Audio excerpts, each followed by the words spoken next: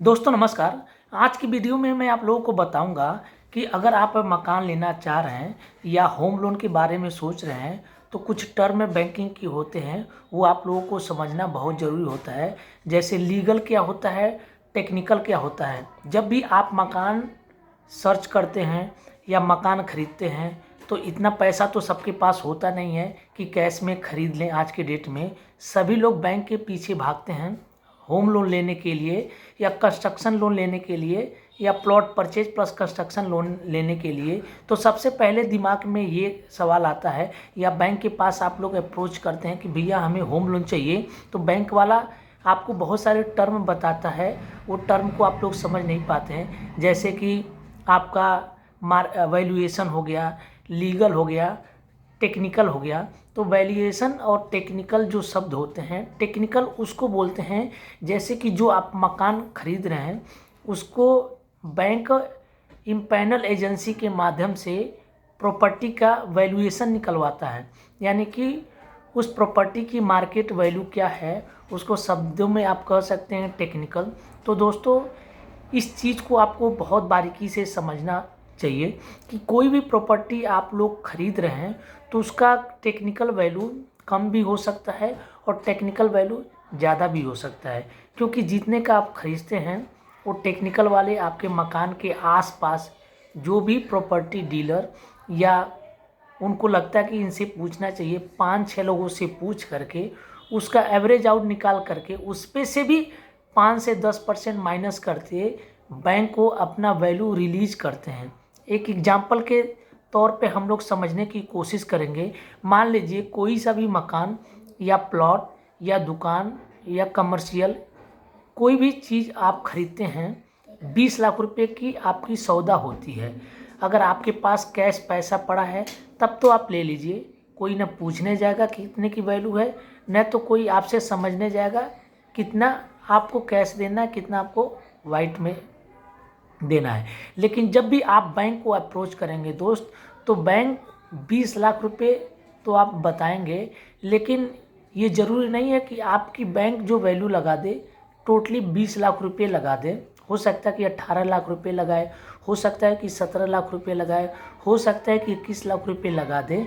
जो भी सबसे कम एवरेज निकल करके आता है, बैंक उस चीज़ को उसकी वैल्यू एजेंसी वाले रिलीज करते हैं। अब बात करते हैं लीगल क्या होता है।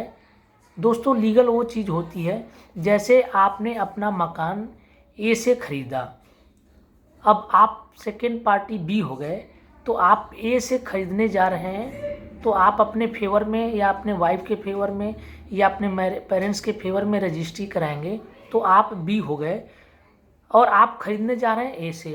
तो ए ने जो प्रॉपर्टी खरीदी है वो किस पार्टी से खरीदी है, उसके फेवर में क्या है, क्या वो खतौनी से खरीदे हैं या उनके पास कोई और सेल डीड है जिससे उन्होंने लिया है, या कोई बड़े पार्ट की सेल डीड है उसमें से ए ने 50 गज या 100 गज लेकर के फ्लैट बनाया है, या किसी प्राइवेट बिल्डर से उन्होंने ख़रीदा है, या अलॉटमेंट का केस है। इस तरीके से बैंक 13 साल का टाइटल क्लियर देखती है, और जब 13 साल का कोई चैन में टूटी नहीं पाई जाती है, कोई ब्रेकअप नहीं पाया जाता है, क्लियर टाइटल होता है, तो उसको हम बोलते हैं लीगल। तो दोस्तों इस डॉक्यूमेंट ये लोन के प्रोसेस में लीगल हो गया, टेक्निकल हो गया। अब बात आती है सेंक्शन।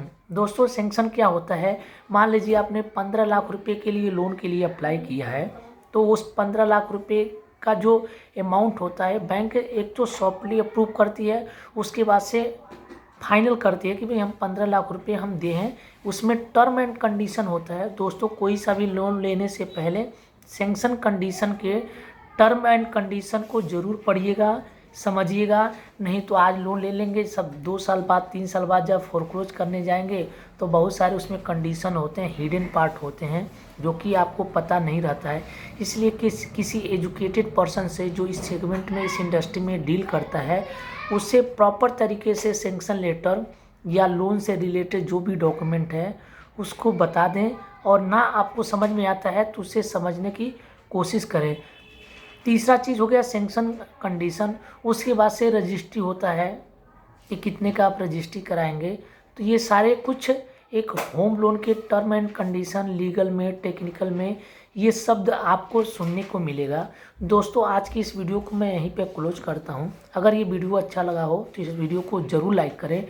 हमारे चैनल पे पहली बार आए हैं तो चैनल को सब्सक्राइब करके रखिए, क्योंकि इसी तरीके से मैं इस चैनल के माध्यम से वीडियो बना करके आप लोगों को एजुकेट करता हूँ, अपनी इन्फॉर्मेशन को प्रॉपर तरीके से डिलीवर करता हूँ। तो इस वीडियो को मैं यहीं पे क्लोज करता हूँ। आई होप इस वीडियो के माध्यम से बहुत कुछ आप लोगों को सीखने को मिला। फिर भी कुछ आप लोगों को डाउट रहता है तो दोस्तों you are most welcome to do any kind of comment in my comment box. My comment box is always open for you, whether the comment is going to shoot in a positive direction और negative, दोनों comment का हम most welcome करते हैं। अभी भी आप लोगों को डाउट है तो आप अपना नंबर, ईमेल आईडी ड्रॉप करें, आप हमसे पूछ सकते हैं। तो इस वीडियो को मैं यहीं पे क्लोज करता हूँ। मिलते हैं किसी नेक्स्ट वीडियो में, तब तक के लिए thank you so much for watching my channel.